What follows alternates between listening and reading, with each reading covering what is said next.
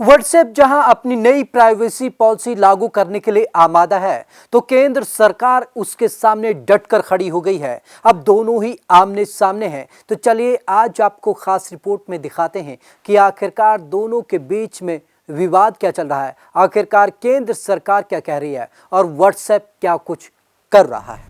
WhatsApp ने 15 मई से अपनी प्राइवेसी पॉलिसी लागू कर दी है। इस पॉलिसी को लेकर विवाद खत्म होने का नाम नहीं ले रहा।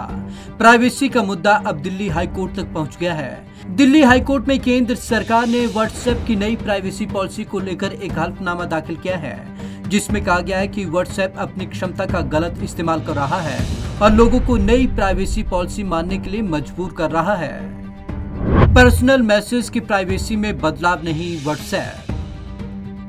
इधर व्हाट्सएप भी अपनी पॉलिसी को लेकर लगातार सफाई पेश करता आ रहा है। पॉलिसी को लेकर व्हाट्सएप प्रवक्ता की ओर से एक और बयान जारी किया गया, जिसमें कहा गया कि हम भारत सरकार को पहले ही आश्वासन दे चुके हैं कि यूजर्स की प्राइवेसी हमारी सर्वोच्च प्राथमिकता रहेगी। हम एक बार फिर याद दिलाना चाहेंगे कि हाल ही में अपडेट हुए हैं, इससे यूजर्स के पर्सनल मैसेज की प्राइवेसी में कोई बदलाव नहीं होगा। व्हाट्सएप की कार्यक्षमता सीमित नहीं करेंगे। व्हाट्सएप प्रवक्ता का कहना है कि इसका मकसद उन लोगों को अतिरिक्त जानकारी मुहैया कराना है जो बिजनेस को लेकर बातचीत करते हैं। अगर वो ऐसा चुनते हैं तो हम आने वाले हफ्तों में व्हाट्सएप की कार्यक्षमता को सीमित नहीं करने वाले हैं, बल्कि हम यूजर्स को समय समय पर अपडेट्स के बारे में बताते रहेंगे। जब लोग कुछ ऑप्शनल फीचर का इस्तेमाल करेंगे, जैसे बिजनेस कम्युनिकेशन को लेकर, जिसे फेसबुक से सपोर्ट मिलता है। व्हाट्सएप ने अपडेट्स पर सफाई दी। इसके अलावा व्हाट्सएप पर कुछ सवालों के जवाब भी दिए गए, जैसे 15 मई को पॉलिसी लागू होने के बाद क्या यूजर्स का अकाउंट बंद हो जाएगा, उन यूजर के साथ क्या होगा जो पॉलिसी को स्वीकार कर लेंगे, इफेक्टिव डेट के दिन क्या होगा। 15 मई को अपडेट के कारण किसी भी यूजर का अकाउंट ना तो डिलीट होगा, ना व्हाट्सएप की कार्यक्षमता खत्म होगी। इफेक्टिव डेट के बाद क्या होगा।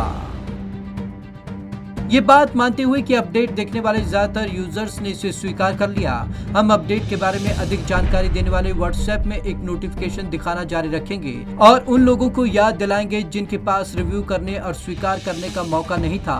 इस वक्त हमारे पास इन रिमाइंडर्स को लगातार बनाए रखने और ऐप की कार्यक्षमता को सीमित करने की कोई योजना नहीं है। जिन्होंने अपडेट स्वीकार नहीं किया, उन लोगों के पास और भी मौके होंगे जिन्होंने अपडेट को सीधे ऐप में स्वीकार नहीं किया। उदाहरण के तौर पर जब कोई व्हाट्सएप के लिए दोबारा रजिस्टर करता है या अगर कोई इस अपडेट से संबंधित फीचर का पहली बार इस्तेमाल करना चाहता है। अकाउंट डिलीट करने के लिए हमसे संपर्क कर सकते हैं। आप अपने चैट इतिहास को एंड्रॉयड या आईफोन पर एक्सपोर्ट कर सकते हैं और अपने अकाउंट की रिपोर्ट को भी डाउनलोड कर सकते हैं। अगर आपको अपने अकाउंट की रिपोर्ट डाउनलोड करने या अपना अकाउंट डिलीट करने में कोई मदद चाहिए तो हमसे संपर्क भी कर सकते हैं। अकाउंट डिलीट करने से पहले दोबारा सोचिए। अगर आप व्हाट्सएप के अपडेट को स्वीकार नहीं करते हैं तो आपका अकाउंट डिलीट नहीं किया जाएगा। याद रहे कि इनएक्टिव यूजर से संबंधित हमारी मौजूदा नीति अलग से लागू होगी।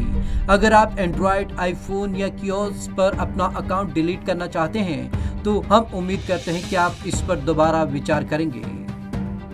Bureau report, Punjab Kesari TV.